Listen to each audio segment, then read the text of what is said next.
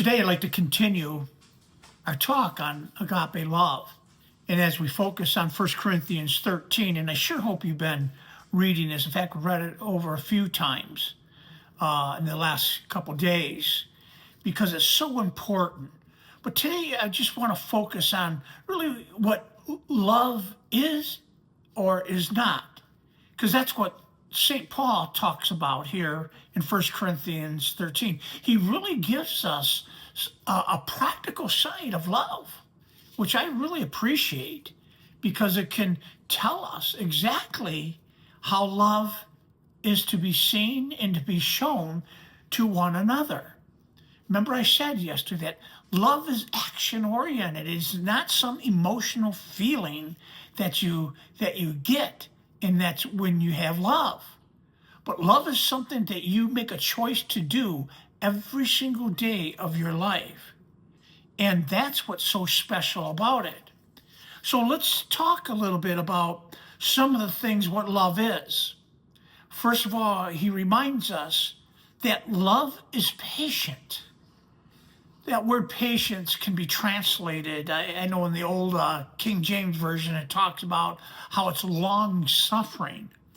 And maybe that's a better way of saying it than just the word patience, because patience, honestly, can be hard. In fact, I probably sometimes one of the least patient people you'll want to meet. And that's unfortunate at times. But the truth of it is, when you love and you want to experience that love, you need to be patient. You need to take time out to say, hey, you know what, it's not always about me. And sometimes having patience, it is suffering. It is hard because you're doing it and you don't feel like doing it necessarily, and how special that is. Also, love is not envious or jealous. It's not something that you want and try to even get if you don't have it. It's not feeling angry towards someone when they are doing something that you would love to do, but you just seem to can't do it. That's why it's not envy. It's not, love is not jealous. You know, people say, oh, why did you act so bad? I thought you loved her. Well, that's the reason I love her, is because I'm so jealous. Now, that's really stupid if you think about it. There is a good side of jealousy, a good, righteous jealous, as God is jealous at times. But that's for the right reasons, not a vindictive type of jealousy that love really brings into a person's life. That's what we're talking about right here today. Now, love also is not being someone who's always just talkative, braggadocious, if you will. A person who actually, the Greek word for there literally means a windbag. and that you know, and you know these type of people. These are the people that like to talk so much that really they like to hear themselves talk and not really care about who you are or what you have to say.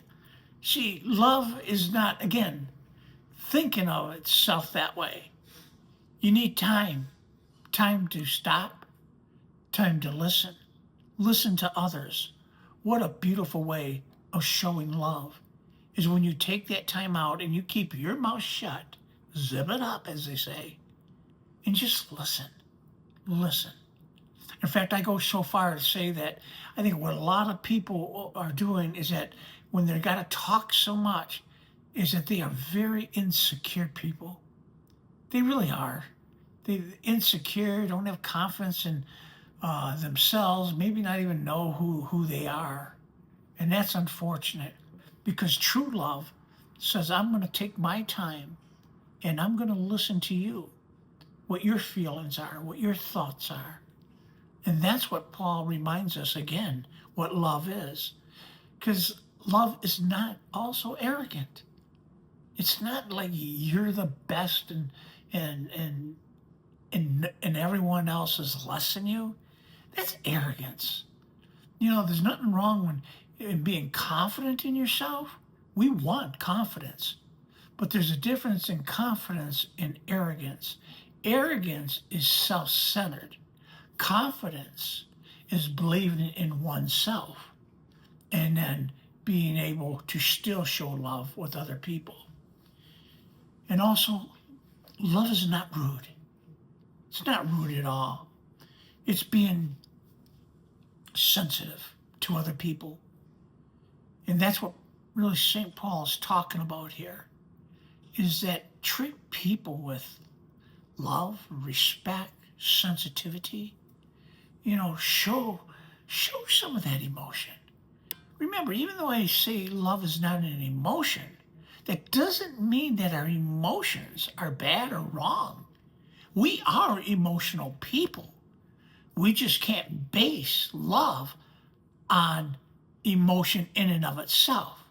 But there are times in our lives where, boy, you can sure show love and help a person out by showing some emotion, showing some sensitivity, that you really care about a person. You have feelings. Show it. Give it to them. And don't be rude. Don't. I'm just going to say it bluntly. Don't be a jerk. Just be loving. Be sensitive. And love, also, we're reminded of in 1 Corinthians, is not selfish. It's not selfish. You don't always have to have it your own way. It's not all about you. Love is getting off the self and sharing yourself with other people, giving to others. And also, which is probably another big one that 1 Corinthians reminds us, love is not easily angered. You need to be focused on that. Again, let me say, I said it before, anger in and of itself is not wrong, okay? Let's understand that. I don't want you to feel guilty about getting angry, because anger is just an emotion, and it's okay to get angry. The key question is that how you control your anger. Like this says, it says, love is not easily angered. That's where you step back, so to speak, and you control that anger. You hear something or someone does something to you that really kind of tees you off. Well, that's where you say, I'm not going to allow this to happen or to control my life. I'm upset with that person, but that's okay. It's that upsetness, that anger, is not going to control. And love does not keep a ledger of wrongs. In other words, it doesn't count all the wrongs in life. And that's one thing we need to understand too. You don't keep a record of that. People are going to wrong you every day. They do it all the time. And some people, they hold grudges and create not only anger but bitterness because, it's like they have a whole long list of different things that people have wronged them in. And it's like, my God, are you serious? Get over it. When people do things like that and hold all these wrongs in life, I'm going to tell you right now, the only one you are hurting is yourself. In fact, most of the time, the person that you're counting all the wrongs, you got your list, they don't even realize they did half of it, let alone all of it.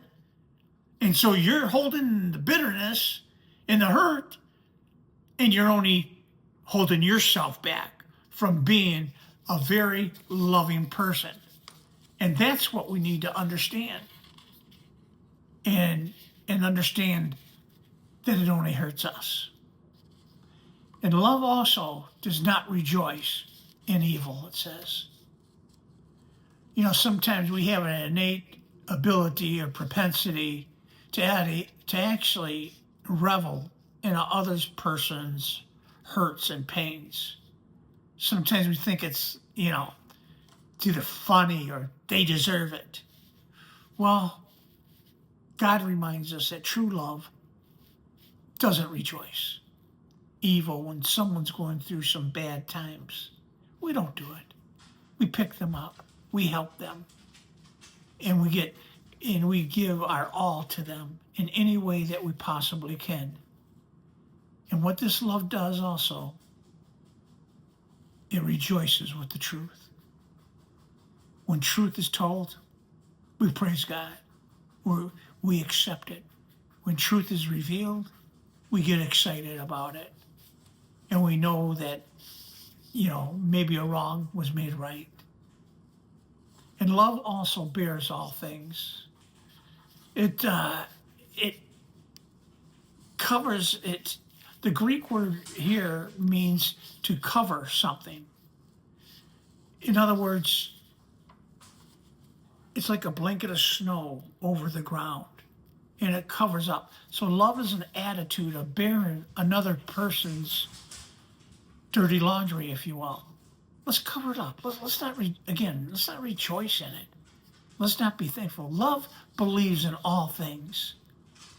And love just continually to give people the benefit of the doubt.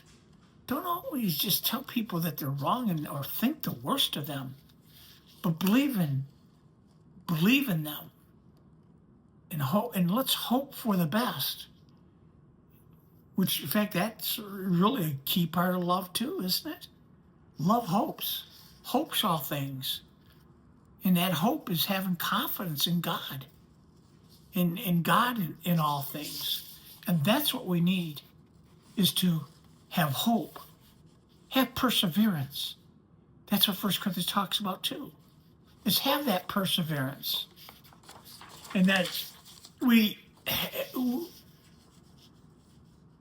look at every angle in life in situations to make sure that we can, persevere and be strong in that. And as we live this love out, I really believe in my heart, your life is going to be fulfilled so much better.